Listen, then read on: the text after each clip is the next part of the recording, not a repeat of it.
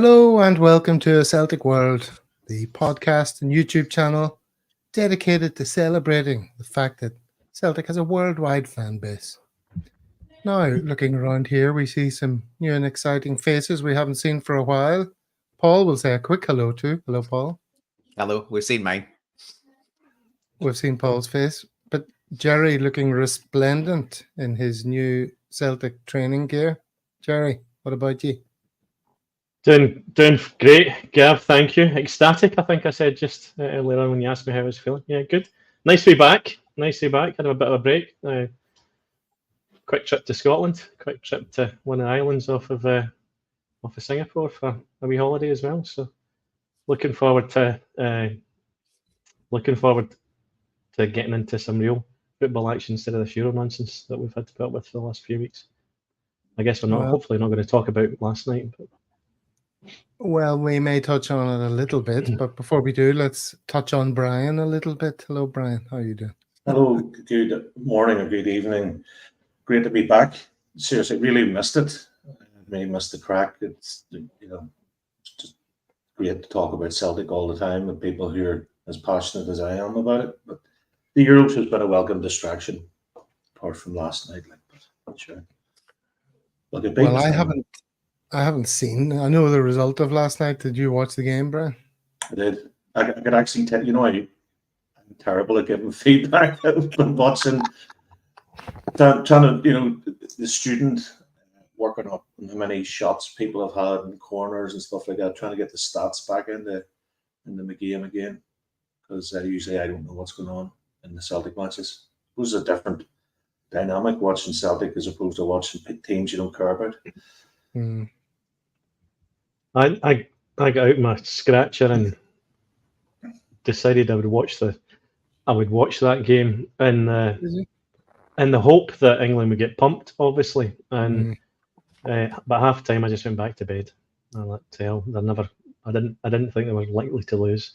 The Dutch have been unimpressive, I would have said, the whole tournament, barring maybe one game. But yeah, disappointing. Anyway, Spain, hopefully I'll absolutely pump them. Yeah, I was out for a few beers, a few early drinks at the weekend. And then just as I'm about to go home, someone says, "Oh, the game's on now at 12. This was the previous game against Switzerland, was it? Yeah. Yeah. So then I was like, watch that, and then an extra time and penalties, and I still didn't even get the payoff of them going out on penalties. Excruciating. But Paul, I'm going to stick to my guns and say England will do what they always do. They'll lose to the first decent team they come across. And unfortunately, because of the draw, that might just be in the final. So we just have to be patient. Well, we certainly hope so. Spain have been far and away the best team in the tournament by some distance. In fact, it's been a pretty poor quality tournament as far as I'm concerned in terms of the actual football. No surprise again. That was similar last night. England got to be one of the worst teams to get to a final in recent memory. Probably that Portugal team that won, I think it was 2016. Yeah. That drew 3 games in the group and went through in 3rd place and eventually ended up winning it. They're probably the closest. But yeah, again, it's a great goal to win it. The penalty's ridiculous. We've had plenty of chats over the last 12 months about VAR. And in general, I think VAR's been better in this tournament, but I don't know how they conspire to get a penalty and out of that. It's kind of ridiculous. But the Dutch were disappointing again. As you say, they've been kind of on that basis. I got up at sort of 4 a.m. Kickoff was 3, so I got up at 4 and watched it sort of from the beginning, and then fast forwarded the half time. So yeah, I kind of wish I hadn't bothered, to be honest. But I'll probably get up and watch it live at 3. In the hope that the Spanish can finally do us all a turn. It's never as relaxing when they get to the final. It's nice to have them out a round or 2 early. As much as obviously them losing the final is extra sweet when it happens. It's just a bit too stressful for my liking. Just get them pumped. Just get them pumped nice and early, done and dusted. Although, like a good old thumping 4 or 5-0 in the final would be fantastic, especially if they get a couple of early goals and then let them run riot and then watch their little sad faces in the stadium when they realise it isn't coming home. Not that a hat trick. Not the Euros have ever been won by England. So there you go. No, a hat trick for the 16-year-old would be magnificent. Yeah. He's been brilliant. He has been one of the shining lights of what has been mostly a poor tournament. It looks like we have to make it clear. Oh no, not that one. Or that one. God, the comments moving a bit too fast there. This is the one I wanted to show. Can you? Yes, I did see that from Monty. Yeah, better explain yourself. It's there you go, and it's not my mammy's curtains, as Gav said earlier on, but it is a Celtic training top for this season. So I ordered a few of the Celtic DNA. Just actually, I've got one of those here, which is a much more attractive top. That one, and I ordered one of these for a laugh, and I thought this was a perfect opportunity to wear it. So not bad. I think it looks pretty good, personally. Oh. But then when's the last time you had your prescription? When's the last time you had your prescription checked, Gav? Well, look, I didn't go for plain black. You see, I'm a Hawaiian shirt kind of guy, so I would like that.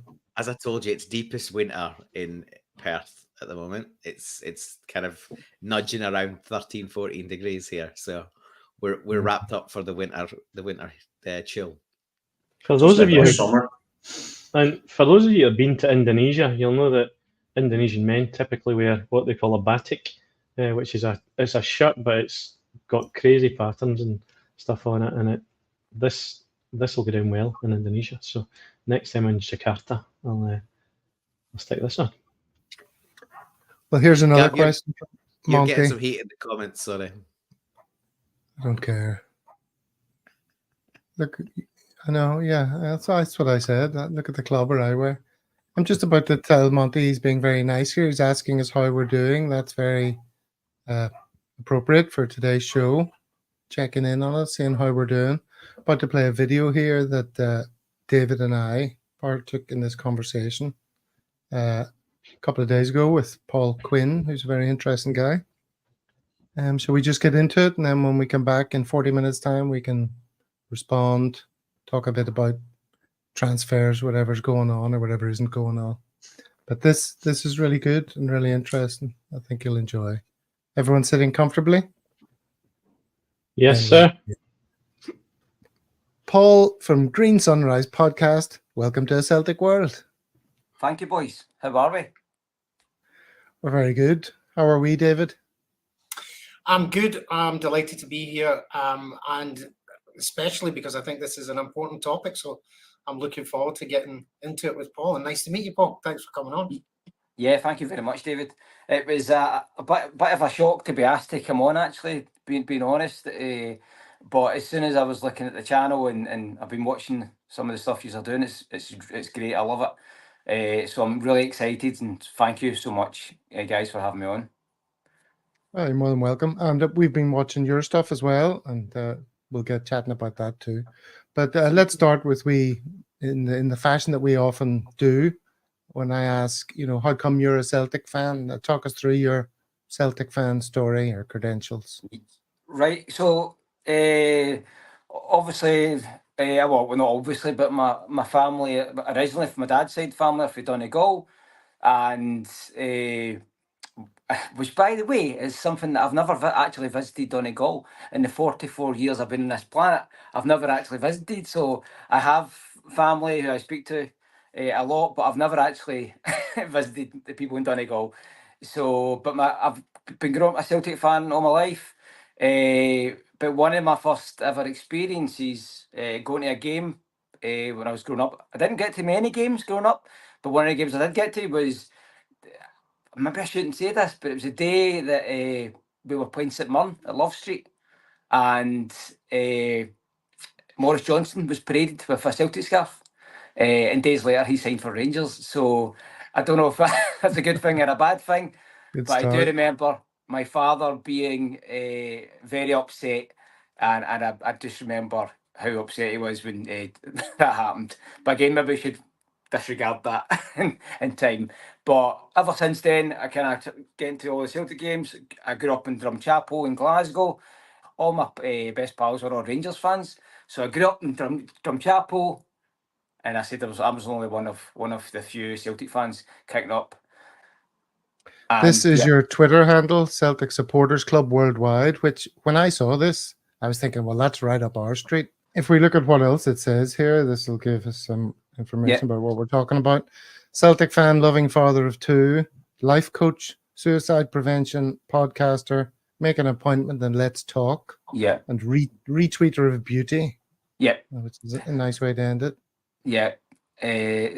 So yeah, the life coaching I've been doing, I believe I've been doing life coaching for like 10 or 12 years, but I've never actually went out and done the coursework. So I've done the coursework, got the accredited certificates for it, and anybody can be a life coach. Everybody knows that anybody can be a life coach, I believe, and I was using that to do the podcast and stuff that I was doing. So suicide prevention then came on. I read a stat, I think it was 2015. I read the stat that all suicides are 75% male, and just that one stat blew my head. So I was doing like kind of live videos on Facebook, and I was talking to people about my mental health and really just joking about life, but at the same time relating to people who were connecting to the live videos.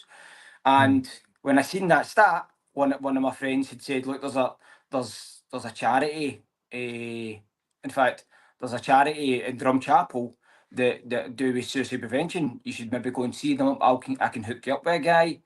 And I said, "Yeah, let's do that." But the stat, me reading that stat, was just enough for me to say, right, I need to change what I'm doing. I'm quite good at talking on camera. Well, some people might disagree, but I'm quite good at talking on camera and just giving people my feelings. So what I was trying to do was, well, let's change that stat. Let's try and change that stat, because I believe that if I could get into a room with another guy, I could talk him out of that thinking about suicide. And then I volunteered at Men Matter Scotland, which is a suicide prevention charity in Scotland, and it was in Drumchapel, which was where I'm from. And I thought, right, this is making sense. Let's see if I can go out and kind of volunteer with them. And I went and volunteered with them for just over a year. I think it was, might even just have been a year. And I learned a lot from him. I made a lot of good friends, and yeah, then that was it. Very good. Well, you can certainly talk, and you like to surround yourself with people who can talk as well. Here's a few familiar faces. I love Jerry Taylor. There's Jerry. Another one. Wee Wido. People will recognise. Yeah, everybody knows Wee Wido for the Celtic community. And then I'm not sure who this fella is. He's probably some up and comer trying to establish himself in his chosen field. Yeah, he's trying. He's getting there. I think. Paul John Dykes is amazing. He's such. Again, you learn for people, and like I'm learning for you guys, and I'm hoping to learn for you guys. There's just, I've said it already. Everybody's got golden gems, and he's definitely one of them. Well, three of them are just amazing guys. They've all featured on your podcast. David, have you had a chance to take in any episodes yet of Green Sunrise? Or no, honestly, I haven't. But and perhaps that's something. Why was I not aware of it? Because certainly those characters that just came up, I'm certainly aware of those. You know, being watching Celtic social media, and those guys are very sort of apparent on it. So I think, Paul, that's one of the things. I'm going on a long flight tomorrow, so I'm going to download some episodes, get them ready, and I'm going to watch them and get into it. So I just love what I've heard so far, and those were some startling figures that you gave, the 75%. The background to it as well was really interesting. This is something that I think probably more people than you would imagine have an interest in it in some form or other. And it's great to be that we're going to be talking about it. And as you say, before we come on, just the reach that it can get to people. So I look forward to it. Thank you. Well, let's have a little look at what the podcast is all about. I don't know if you can read that. Maybe I'll make that bigger. Welcome to Green Sunrise Podcast, where we passionately explore the vibrant spectrum of mental health with Paul Charlie Boy Quinn, in case you're wondering what the C stands for. We advocate for suicide prevention while addressing mental health challenges. Paul, an assist-trained host, empowers individuals with life-saving skills to intervene in crisis situations. Our mission is to create meaningful connections and foster ongoing collaborations within our caring community. Through inspiring others and life coaching advice, Paul guides listeners towards a brighter future. Together, let's create a space where openness and support flourish. Talk a bit more about openness and support. Those seem like key words, I would imagine. If you're genuine with somebody and you can truly see them for where they are, and you're open with them, then you're going to get that back, and it's going to be a genuine comparison. And I believe that if you just give somebody the time to talk about their own story, and you're there and you're actively listening, then you're going to get them opening up, right? And when they open up, they can then start to tell you stuff that, I don't know if I'm describing this properly, but you can then get them to truly be comfortable in sharing information that they might not genuinely do with other people, right? So everything's private and confidential, right? First of all, then sure. I can say to them, right, so this is how I can support you. And by doing that, I would show them the communities or the charities that I'm involved with. So I'd be able to say, well, this is people that can actually help you because this is what they do. Yeah, now this is not a subject I know a great deal about, Paul, to be honest. So I might not be using all the right vocabulary.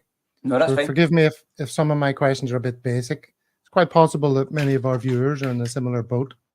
But, what I see is like pick up the phone, we're here to listen, time to talk, all of these little sort of catchphrases. Yeah. To an ignoramus like me, that always sounded like we'll be a shoulder to cry on. Yeah.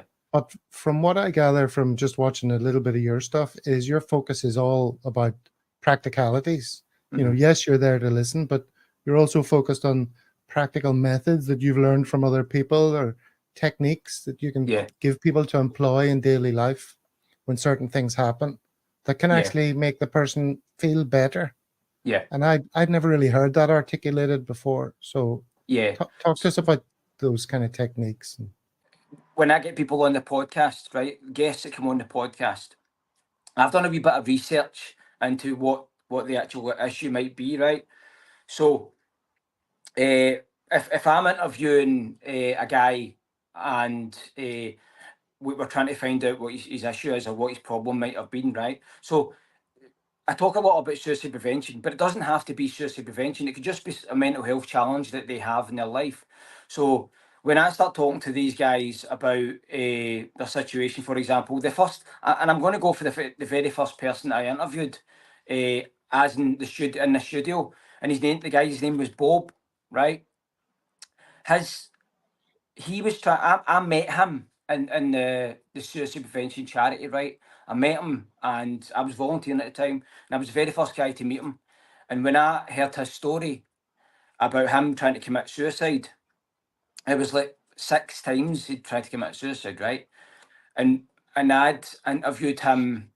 I'd interviewed him in the charity that I was working for at the time, at the volunteering, and then I got him on the podcast, and we asked him the question why he thought, what was the reason for him wanting to commit suicide, and he said that he didn't know, but he was then given a diagnosis of having EUPD. When he gave me this diagnosis, he then knew why it was he was trying to commit suicide.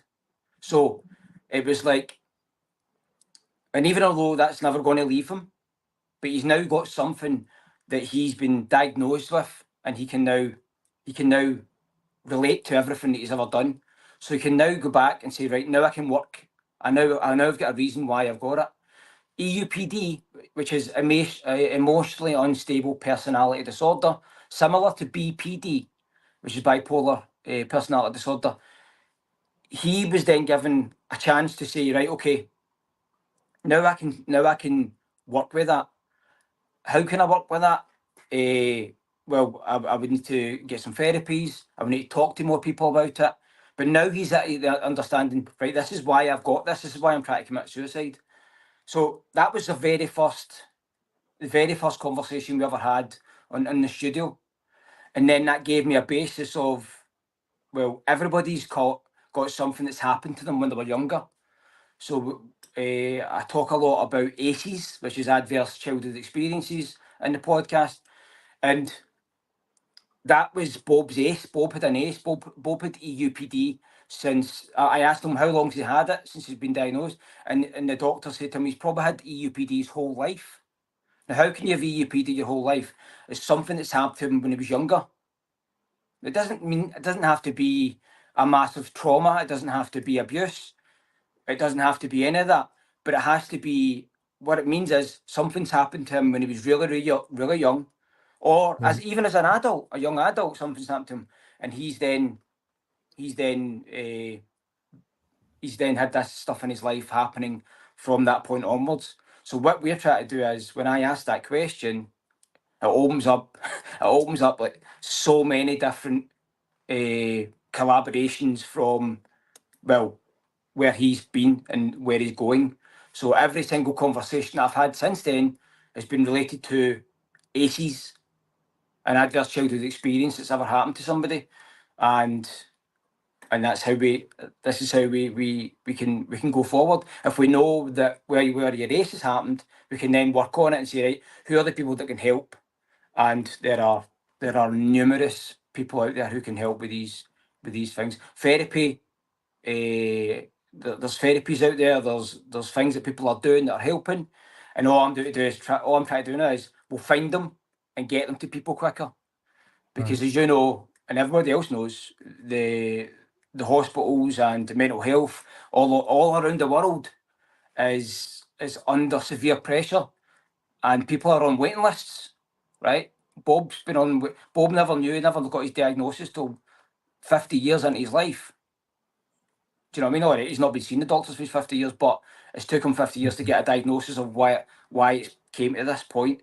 There's so many people who are waiting on a diagnosis of something to then be able to work with it to go forward. Yeah. The widespread nature of this probably might surprise people, I think, including myself. I don't hold stats on this or deep thought process on it, but I'm aware of it and more aware of it.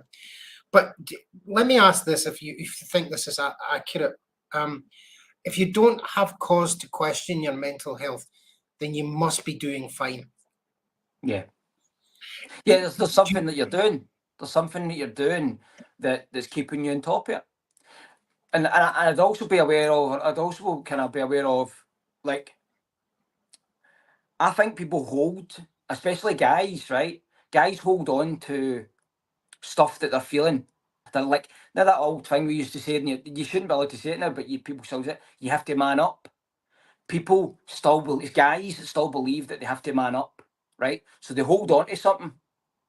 One of the things I was taught was, when you hold on to a pen, how long can you hold on to the pen for, right? And say you can hold on to it and it was a guy called James McCourt. I'd watched him in a life coach seminar, and he says, hold on to that pen. How long can you hold on to the pen for, right? And we're like, well, we could hold it on for ages. We're just holding on to this pen. He's like, well, keep holding on to this pen. Just hold it there. He says, now, after a couple of seconds, it's fine. After a couple of minutes, it's fine. After a couple of, maybe an hour, it starts to get really heavy. After a couple of months, it's getting really, really heavy. Now, try and hold on to that. So he said, try to hold on to that pen for a year or 20 years. People hold on to shit. But pardon the French, sorry.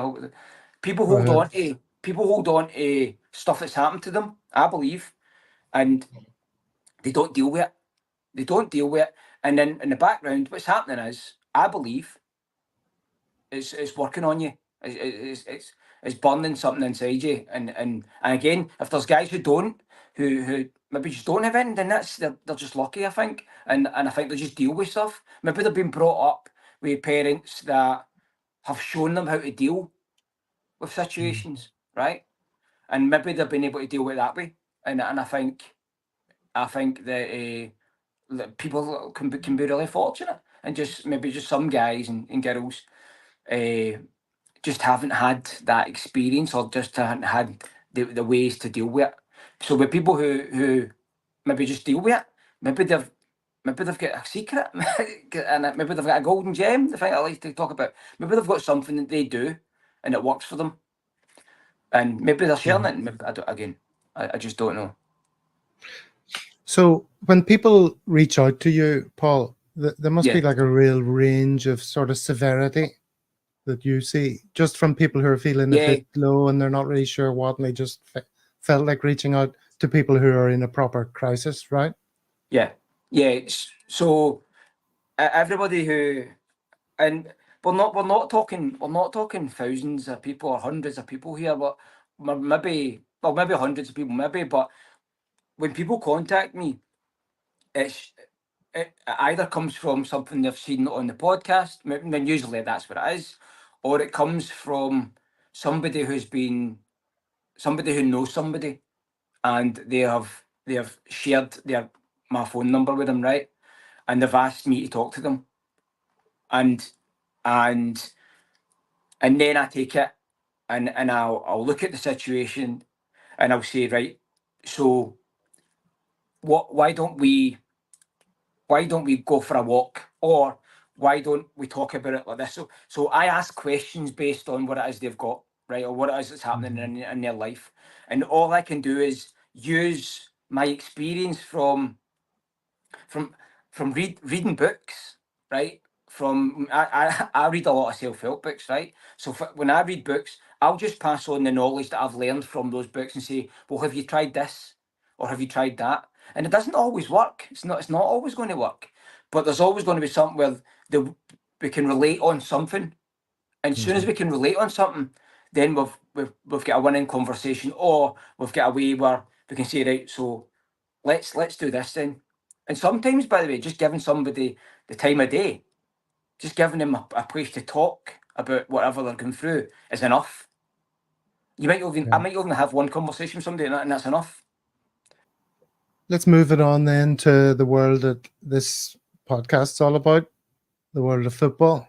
Mm-hmm. Let's talk a little bit about mental health among footballers. Yeah. Okay. Well, let me ask a question about that, if you don't mind. So you were talking about perception of perhaps you think someone's coping, etc., but we don't know all. But if you look into the world of football, there's loads of money, adulation, physically fit. What could they possibly have to be depressed about? It doesn't matter how much money or how successful you are.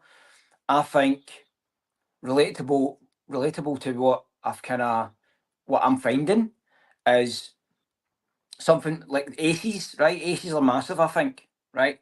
And I think something could have happened to them when they were younger. And I'm not saying that's what it is, but I'm saying maybe something is building up in them. Maybe they've chosen a different route in their life that's went on to bad mental health, for example, right? And then they've started to choose different ways. For example, drink or drugs is like one of the biggest things that people turn to as a coping mechanism to turn off. So why? So it would kind of confuse people. For example, Lee Griffiths, right? Lee Griffiths, when he was playing for Celtic in the latter part of his career, started getting these problems for his mental health and started turning into different. And by the way, I never really read into the Lee Griffiths thing. I just knew that there was a mental health problem, because that's all they tarred it with. They just said mental health problem. He's got mental health problems. It's now bad news, but it's not bad news. You can't have that and play for a team like Celtic, for example. You need to deal with it, and it just happened to his latter part of his career where was going off. I don't know much about the Lee Griffiths story, but I just know that he had the mental health problems, and if you're looking at it like, what's he got to be why has he got to be having these problems? He's playing for Celtic. He's up front for Celtic. He's scoring goals for Celtic. What's his issues? You don't know what's his issues, because he's making decisions or choices in the background from whenever, and I don't know. It's just maybe he's making the wrong decisions, and it's just kept happening. It's going really down quickly for him, and with his mental health. I don't know. Maybe there's not enough support for footballers. Maybe they're just told to deal with themselves. Well, one story we all probably remember well, given our ages, is Gary Speed. He seemed to have everything, didn't he? He had a great playing career, handsome-looking man, wife and kids, manager of Wales at the time. Yeah. And it was a real shock when he hanged himself, wasn't it? Yeah. It was really shocking. That was it. And that's it. One of my friends, I lost to suicide, and he hung himself as well, right? And I was floored. I was absolutely floored, and it was like you're trying to work out where it is. Is it, where did it go wrong? And I don't know what it is, but I think that split second decision, that split second wrong decision, just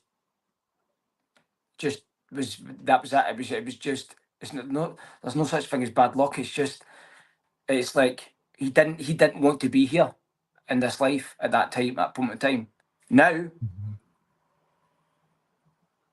you're like that. Well, what could we have done to have stopped that? What could we have done to stop them from deciding on that?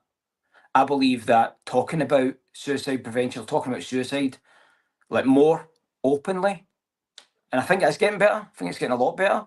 But I mean, it's probably. I mean, nobody wants to hear people screaming suicide from the rooftops. But I believe that we should be screaming, there's people committing suicide from the rooftops. I think we should be talking about it more. I think it should be more publicised, and I think, and that, again, it could work in a different effect, and an opposite effect. But if we're talking about it and people are thinking about it, then they can. Then if you can say, by the way, we can help you, or we can try and help you, then maybe they might just open that, touch that leaf, that olive branch, and say, right, I need help here, and then you might be able to change the course of action. But I spoke to my friend. Weeks before he done it, and I didn't realise. But then I started to think about, well, I don't know what else was happening in his life. I don't know what was happening, what he was doing, but we're not going to know these things, I suppose, aren't we not? But if we can talk about it and say, look, I can help you here, man. It's like, let's just talk. Let me give you somebody else's story. And I believe it that you tell somebody, if somebody's going through something and they can relate to somebody else's story, they might say, well, actually, I'm going through that. One of the guys I interviewed was called JC. JC had went to commit suicide. He went to the top of Ben Am, and he was about to commit through. He was about to jump off Ben Am in Scotland, and he's seen a family. And the family had asked him to take a picture of the family on Ben Am, right? It's in Monroe in Scotland, right? And that decision, that one person who asked him to take a picture of her family, that saved his life. Mm-hmm. And just that one intervention saved his life. And that opened up a conversation. He's like, I'll take the picture. And then she seen straight away, is there something wrong with you? And she asked the question just as he was about to commit suicide, or just as he was about to do that course of action. And then he opened up, because he was so fragile, opened up. And JC's story is everywhere, and I could share JC's story, but he's turned that into his springboard to help other people, and he's became a local hero in Scotland and in Glasgow especially. Wow. Fantastic. Well, here's another man who's using his struggles as a springboard to help other people. Clark Carlisle, don't know if you both know him, a long-term advocate for mental health in football, played for the likes of QPR, Leeds and Burnley, was dubbed Britain's brainiest footballer, went on Countdown and was beaten all the champions, was chairman of the Footballers Union, now an ambassador for Mind, and he made a documentary called Football's Suicide Secret, which is on YouTube, which is very moving indeed. And he was leading the way for, or has been leading the way for changes in the professional game. But then even after doing all of this and all his profile, he attempted suicide famously by getting hit by a lorry, do you remember? And he just about survived that. So, you know, even somebody who's totally like on top of it and is an advocate for it and knows all the theories and has all the data and, you know, is living it, he can still drop into these episodes, you know. It just shows you, Gav, I didn't know this guy's story until you said I didn't know about it at all. Now I'm going to go and watch Football's Suicide Secret. He's amazing. And for me to get better at, to hopefully help other people and use that as content to go, all right, hold on a minute. What can I learn from this? Everybody's got something to learn from. But it just shows you, you're right. That guy was on top of his game and still went to that. And again, maybe he's got something that he needs a diagnosis of. Maybe he needs to find out why he's having those issues. Again, not everyone has to be aces, but maybe there's something else that somebody can help him with. And say that might be this, by the way. Well, I'm just going to play a little video of him here. This is how he puts it.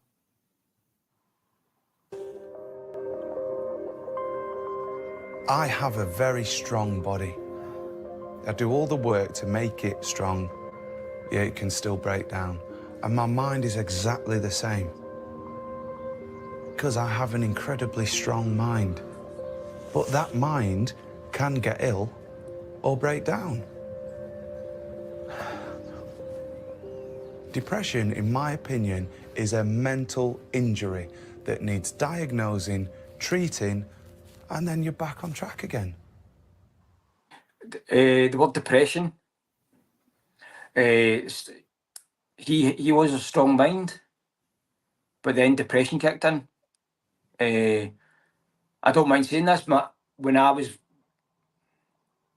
born, my dad was unemployed for the first 6 years of my life, and my dad was supposedly in depression, right? No, supposedly, I think he was depressed. But I come from a family that are strong and like a strong mind character, right? But they don't talk about stuff like that. They don't talk about depression, right? My dad brought me into this world for the first 6 years of my life, and he was going through it, and I didn't know it. I didn't know till later on. I didn't know till the last couple of years. My dad no longer lives here. My dad passed on 2007, Father's Day, right? So the word, I've always thought my dad was strong-willed, still had a strong mind. I still do. I still did have that, but it was depression that got him eventually, and alcohol was the one killed it. But with regards to this guy, yeah, I need to see this. I need to see this full Football Secret, Suicide Secret, because I would love to know what else happens in that video. That looks an interesting character with a story to tell that I'm sure I was unaware of. I'm sure many others are unaware of. So similarly to Paul, I'm going to seek that out and learn more. In that video, he talks about all the reasons why footballers might be depressed or have mental health issues. And he addresses them right from the very start of their careers, like a tiny success rate among young hopefuls. Loads of them are cut adrift early on and their dreams are shattered. They're treated like a number in a brutal industry. If you do make it, you're one injury away from it being all over. There's highs and lows every game, every week of your working life. You're a success or you're a failure. It's glory or despair. They can make high-profile mistakes, which attract abuse from fans in real life or more these days online. A lot of footballers mismanage themselves financially. You know, they're making all this cash and they buy everyone they know a house and they all get mortgaged, and then before you know it, they're bankrupt. And addiction issues can obviously add to that as well, gambling and alcohol being the most common among footballers. And then all the post-retirement struggles after what's a very short career. So when you look at it like that, you can see there are lots of contributory factors. Yeah. And compounded at a young age, of course, as well, because perhaps there is something of aging and having experience and having gone through elements of difficult parts of life. But if you've got all of that condensed into a very young age, and perhaps with image implied over you, you can't talk about these things. It might be way more difficult. There's another thing that Clark Carlisle mentions, and this is sort of in relation to something we talked about a little bit earlier, is like, when should you speak? You know, should you come forward when things are fine, or do you come forward only when it's crisis time? And he addresses that in this. Wait until there's an incident or a trauma that you have to look at your mental health and well-being. Don't be forced to address what's going on in your life. Take control now, and proactively. That means that you can make small changes that are effectively like putting your seatbelt on. You know, you don't put your seatbelt on in the car after you've had a crash. You put it on beforehand to mitigate the impact of life. And that's what I'd actively encourage people to do. Find out what the resources are around you. Again, that sounds like good advice there, Paul. Don't wait until things are getting out of control. Yeah. I think we're all trying to come up with some sort of blueprint for our mental health, right? And my blueprint is connection and being active. I don't get to the gym. I don't do it at the gym as much as I do. But when you're out and you're outside and you're walking and maybe going for a run, I'm starting to go for runs again. And run is massive for your mental health, but it's only one box that gets ticked. There's so many boxes that you should tick so that you're looking after your mental health. Talking to friends and family is another massive thing, but it also puts pressure on them, and that's how you feel as well. But I think talking a lot about, even if it's just wee minor things, if you talk a lot about stuff that's kind of affecting you, is enough to deal with it, and deal with it in that kind of sense. But in the reason you're having to deal with it is so that it doesn't impact you further down the line, and that's exactly what he's saying. I mean, we all jump into a car and we put our seatbelt on, don't we? So what we doing? How can we relate that to our mental health? I think you've maybe hit upon maybe why my secret of success is that I just never stop talking about things. You know. Yeah. I mean, I talk about, if I've got a problem. I've got friends who they don't talk to me about certain things, right? And I just think, how can that happen? As soon as anything comes into my head, it's coming out of my mouth. If it's annoying me, just because I want to hear, has anyone else experienced whatever that is? And I'm not even talking about on a mental health level. I just mean things that come up in life. Yeah. But you said something interesting there, Paul, I want to ask you about, which is talking to others and putting pressure on the people. I have a friend recently who said, look, can I call you and I want to have a chat with you about what's been going on the last 6 months of my life. And I was like, of course, no bother, mate. I've known him since I was a kid. Yeah. He lives in a different country and everything. But he called me and we talked about it. And not only did I feel like it was putting anything on me, but I was overjoyed. I was pleased, you know, to feel like he could contact me. That made me feel good.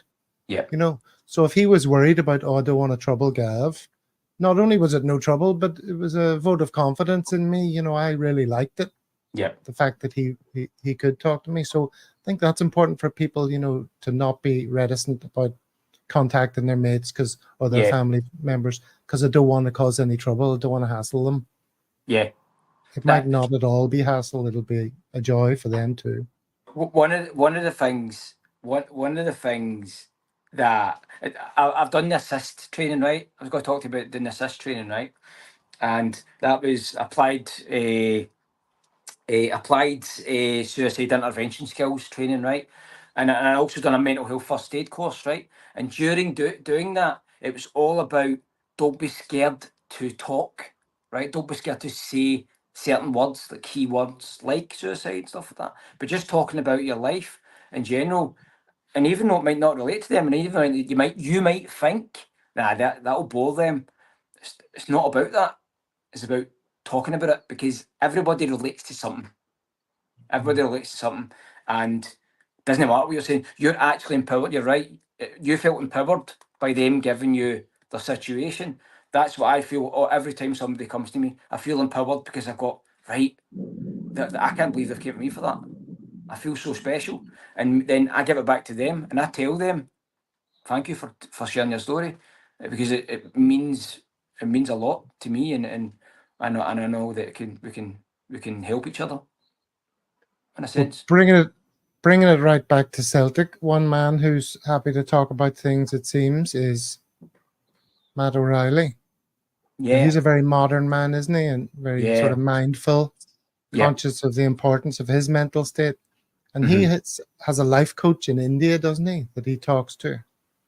Yeah, I've just found this out, man. I'm so thrilled with that. I love it. It was a surprise to me. Someone on this show told me about it. I think I was on the show when I found out that it was one of his friends based in India who he talks to about his spirituality, his mental health, where he is in life. And I think it may come across just in how grounded this person seems to be with the nature that he has. He certainly seems to be this individual, and I hope that it's related to that as well. Well, he credits his mental work with being part of what's made such a difference this season, how well he's done. Now, his life coach may or may not be, and this is a bit of amateur detective work from me, this guy. Because I think Matt O'Reilly's been in India very recently, and he was met at the airport by some fella who was like laughing and joking and all. And there they are having fun in the swimming pool together. I don't know if that's his life coach, but it may well be, because, you know, they're allowed to have fun too. Let's assume that it is, because that guy's got a smile of a life coach. I could definitely, I can see that. Very good. Very good. Beyond Matt O'Reilly, Gav or Paul, do you know whether or not Celtic specifically does things for the players on their mental health? I would hope that they do. I think Celtic. We know Celtic are where they've came from and how they started, and that they are definitely the leaders, the leaders of Scottish football for a start, and why not be the leaders when it comes to mental health as well? They Celtic are meticulous, I believe, and their business transactions and how they're run as a business. So some Celtic fans might disagree with that. But when it comes to mental health, why not? Why not be forefront for that as well? And I think if that's the case, if it's Matt O'Reilly's got someone from India, who's to say that they've not all got somebody else that are doing something in the background, and they don't want that to be a thing, but which then again would surprise me. But I think they should do that. I think every single player should have a life coach. But the money that they're on in that list, no, it doesn't have to be much money, but they can afford a life coach for at least an hour or 2 hours a week, whatever it's got to be. Even if it's just to talk about what's happened that week. And then, David, are you aware of someone in the medical staff at Celtic? Yeah, I did see just before I came on. I just look and see just where they're at, and obviously there's a whole bunch of stuff that gets done through the foundation. There's certainly in November, when it's Men's Mental Health Month, etc. I know that Celtic are very prominent in this, but I did see at the head of fitness, and it was John Curry, I think his name is. I'm not sure if he's still at the club, but certainly he appears on YouTube and he talks about mental health, the relationship between fitness. So you have within the club the head of physical fitness talking specifically on this subject. So it must go deep into the club, I think. And clearly, I think it should. I'm John Curry, Head of First Team Fitness and Conditioning at Celtic. So I think physical and mental kind of health and well-being are absolutely kind of inextricably linked. I think certainly physical activity can promote kind of alertness, attention, energy. Obviously there are differences. You're talking about elite kind of athletes and the general population, but the main similarities I think that are transferable would be routine. Is really important. I think certainly elite kind of sports people are so conditioned to their routine, and that definitely has a really big positive impact on how they kind of go about their day-to-day business, and then the general kind of benefits of that longer term are very clear. Yeah, let's hope they do and stay ahead of the game. As you mentioned there, the foundation do a whole load of sort of mental health adjacent work, and they have supported things over the years, you know, post-COVID and things like that, mental health awareness. The befriending service, I see that they've given money to, which is for over 55s to deal with loneliness and isolation. And when I read that, I thought, over 55, geez, that 55 is beginning to look to me like a low age bar, you know. Previously, when I would have read that, I'd been, that's for old people. But now it's like, it's on the horizon. And to cope with loneliness and isolation. Yeah. You're 55. You know, I'm 55. Well, there you go. But to cope with loneliness and isolation, that's why I started a Celtic World, essentially, so I could have other people to talk to about Celtic. So there you go. Yeah. Happy days. Yeah. Yeah. Everything connects up for me. Everything connects up. People get sent to you. A Celtic World is one. People get sent to you and the craziest of times, all the perfect times, and what you've created at Celtic World is definitely is going to save people from a bit of depression, a bit of anxiety, and suicide prevention is always going to be attached to everything, I believe. But and then this collaboration between Green Sunrise Podcast and all the other Celtic podcasts, they all merge, they all fit, they all connect, we all work as a team, and we all have the same basis and we all have the same kind of visions, I suppose, in life. Well, if there's someone watching who has half a mind to get in touch, Paul, what should they do? Just send a message. It's quite simple. You can send any messages. I'm on TikTok, I'm on Twitter, I'm on Facebook. So any social media, Instagram is another one. You can send. It's free to send a message. There's no like send me an email, I'll get in touch with you. So send me a message and let's see what we can do. So I am looking for people to support the channel and support my vision. But I'm also just looking for people just to connect. Doesn't have to be financial. This has to be it's not financial, sorry, but it has to be, let's just connect. Everybody can help everybody, and like I say, I believe that we've all got similar visions and we've all got the same aspect in life. We want to help each other. Fantastic. Well, on that note, Paul, you're doing great work. Thank you so much for being here. No, thank you so much. Thank you, guys. Thank you so much. And we're back in the room. Who do we go to first? Brian, what did you make of that?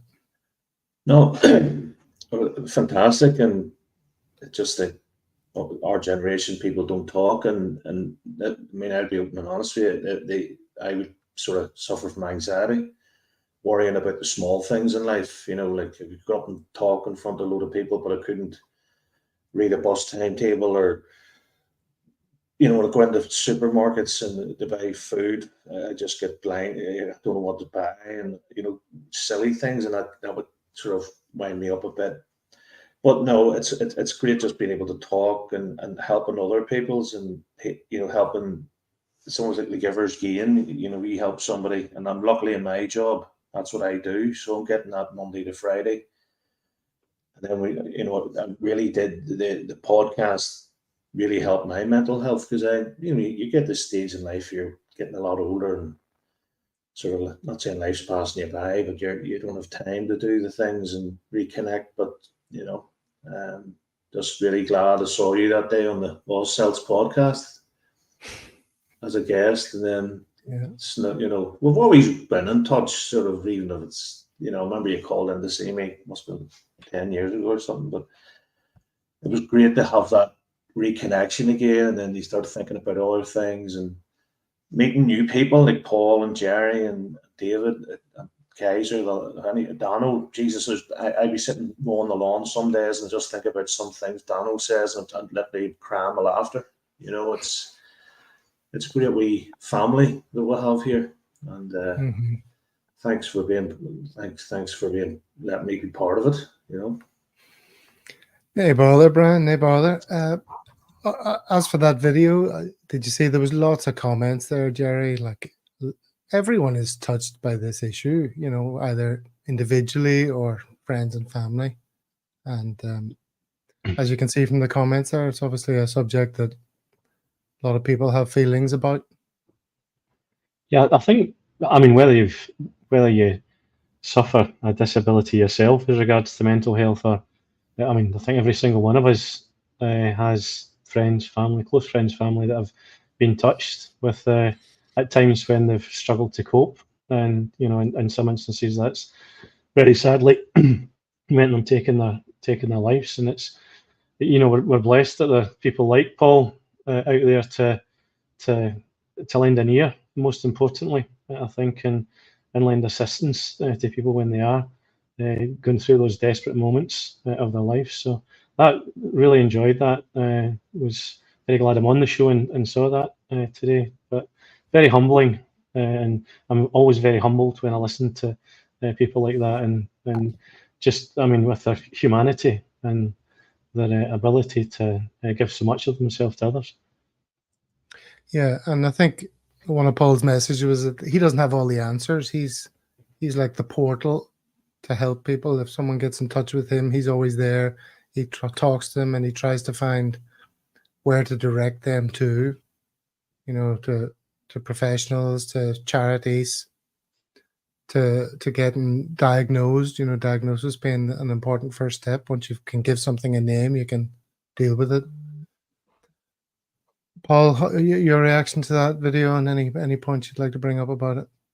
Yeah, look, really good, and I'm glad we're, it's great that we're doing stuff like this in the off season when there's not a whole lot to talk about in terms of Celtic. So, given a platform to discuss this stuff is hugely important as far as I'm concerned. Yeah, look, it's a subject really close to my heart. Some of the people closest to me in my life that are really dear to me have suffered with varied degrees of mania and anxiety, depression, suicidal thoughts and feelings. And thankfully they're all still with us. But that's not the case for everyone. And the comments you made about, people reaching out to you and it being a sort of something positive for you for them to take the time to do that and be able to even just listen, if you that's a really big deal in some cases, because people feel like when they're at that stage, they feel like there's no way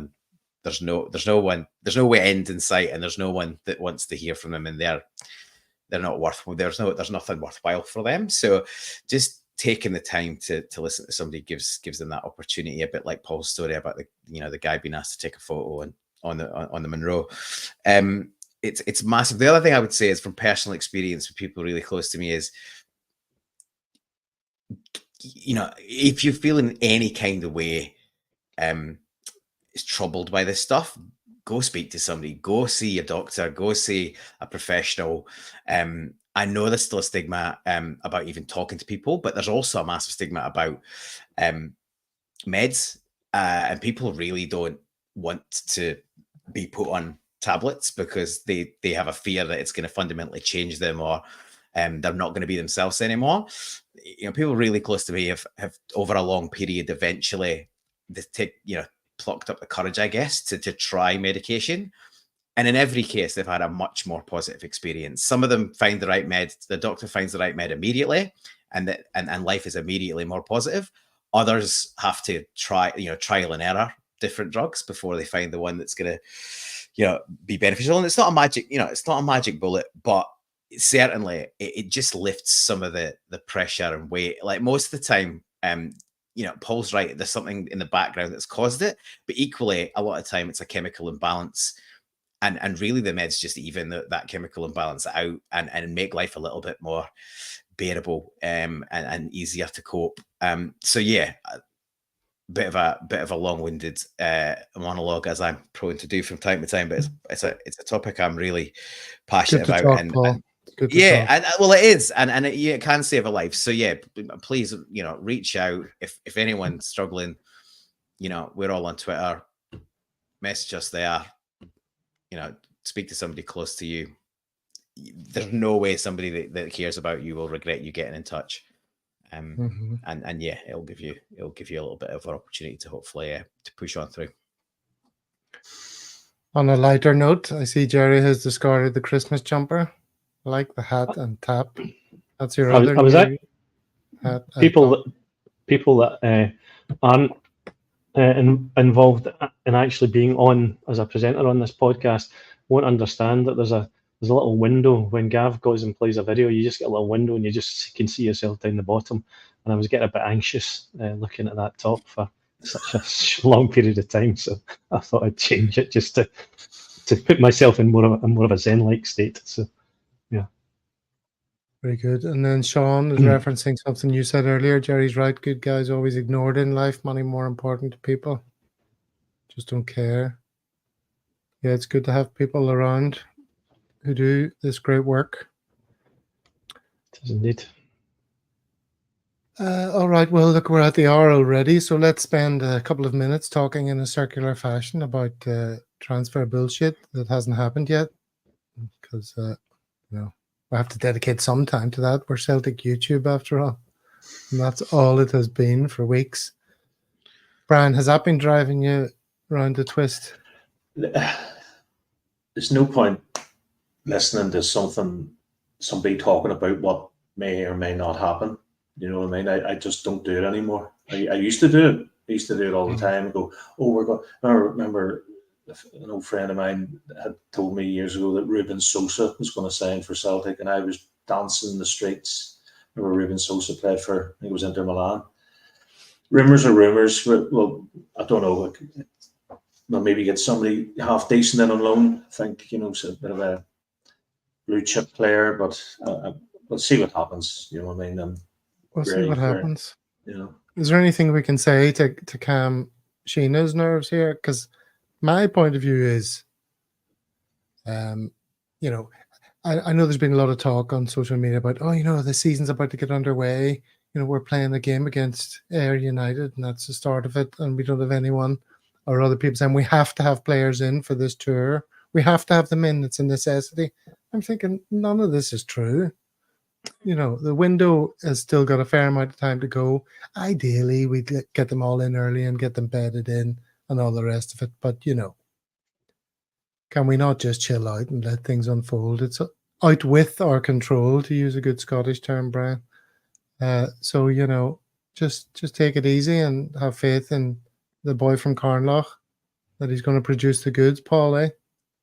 Yeah, well, I've got reasonably good mental health, and one of the reasons it gets better year on year is I try and not let this shit get on my nerves, because and they say social media is a killer for mental health.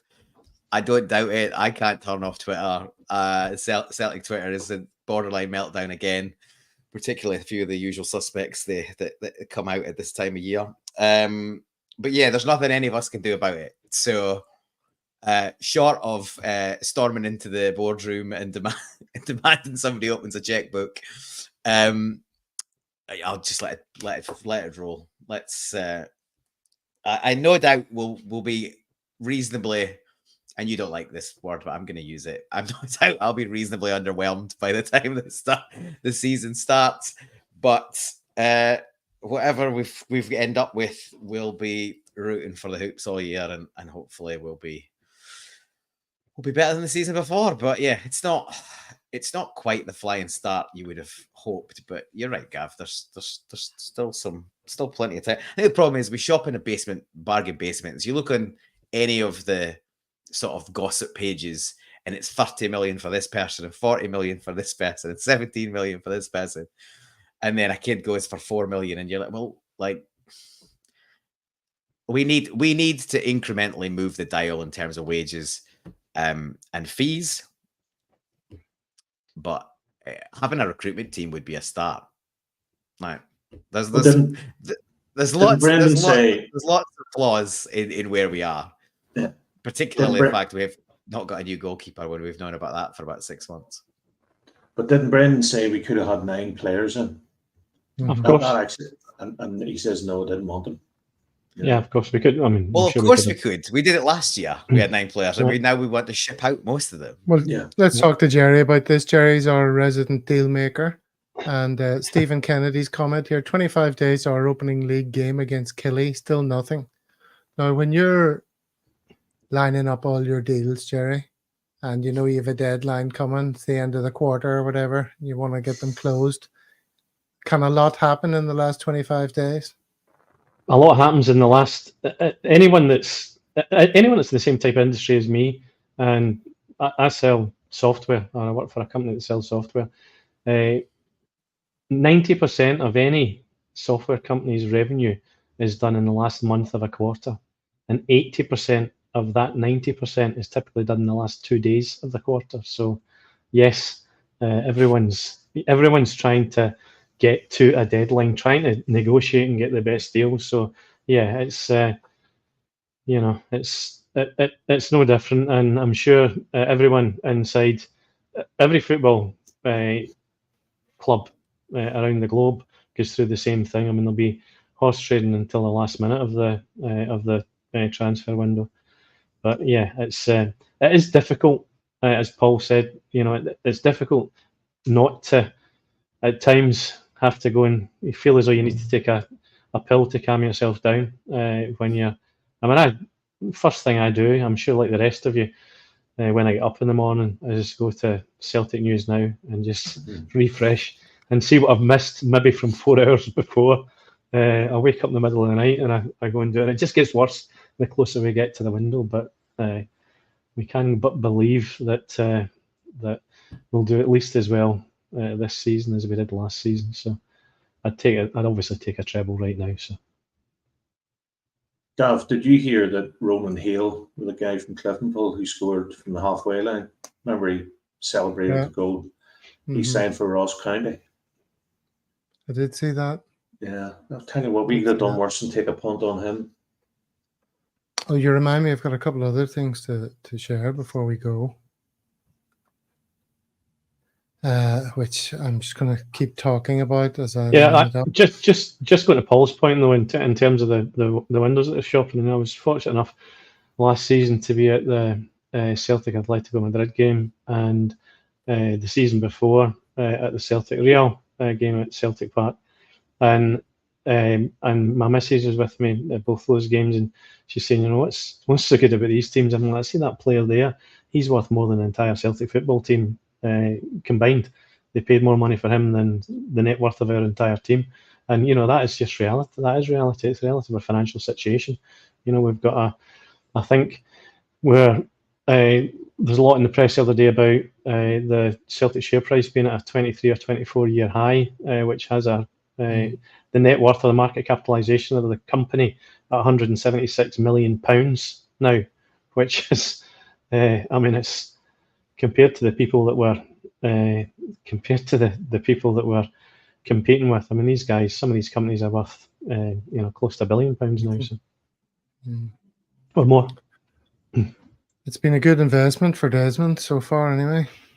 100%. Brian, this is what I was going to show you. This is a tweet from a guy called Thomas Turley, youth worker at AYE and Academy lead scout in Northern Ireland for Everton FC. As you can see, he's from the Ardoyne. Right. So his boy scored yesterday. Was it his son? It was his nephew. Waking up and realising this wasn't all a dream. So proud of him. First game in a Celtic FC shirt. Oh, God bless him. This guy here. Yeah. This is Francis Turley. So what's his first name shortened to in Belfast, Brian? Sorry, Frank Fra. Fra Turley. Yeah. And Brendan says about him, you can see he's a football player.